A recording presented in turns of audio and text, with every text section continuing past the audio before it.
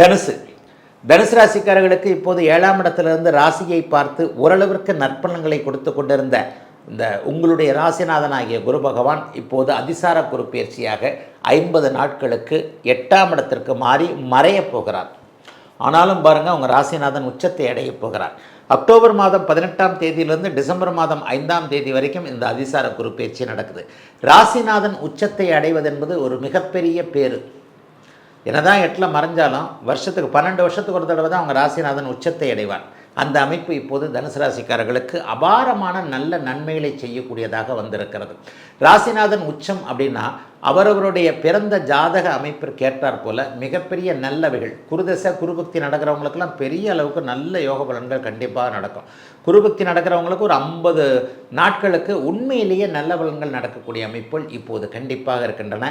ஆகவே தனுசு ராசிக்காரர்களுக்கு மிகப்பெரிய யோக பலன்கள் நடக்கக்கூடிய அமைப்பு இப்போது 50 நாட்களுக்கு. என்னங்க நடக்கும்? கௌரவம் கிடைக்கும், பணவரவு, எதிர்பாராத பணவரவு இருக்கும், கைவிடப்பட்ட பணங்கள் வரவு அமைப்புகள், குடும்பங்கள் இதெல்லாம் ஒன்று சேரக்கூடிய அமைப்பு. தனம் வாக்கு குடும்பஸ்தானத்தை அவர் 2ஆம் இடத்தை பார்க்க போகிறார். கணவன் மனைவியிடையே இருந்து வந்த ஒரு மாதிரியான கருத்து வேற்றுமை, கஷ்ட நஷ்டங்கள் எல்லாம் விலகக்கூடிய ஒரு தன்மை கண்டிப்பாக உண்டு. குடும்பம் ஒன்றிணையும்.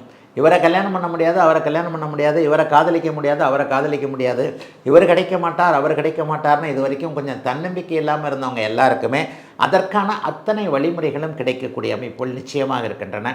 எதை பற்றியும் கவலைப்பட வேணாங்க. ஏதாவது தடங்களே இல்லாமல் முயற்சிகள் அப்படியே பலிக்கக்கூடிய தன்மைகள் இருக்கிறது.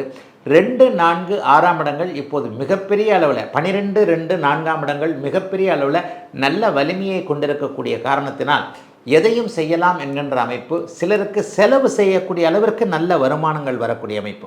சுப செலவுகள் செய்யக்கூடிய இந்த 50 நாட்களுக்குள்ள பெண்ணுக்கோ பையனுக்கோ உங்களுக்கோ அண்ணனுக்கோ தம்பிக்கோ வீட்டில் ஒரு மங்கள காரியம், அதற்கான நிகழ்வுகள்லாம் நடக்கக்கூடிய தன்மைகள்லாம் உண்டு. சிலருக்கு வெளிநாடு வெளிமாநிலம் போன்ற பயணங்கள் இது வரைக்குமே தட்டி போனதெல்லாம் இப்போது கிடைக்க போகுது.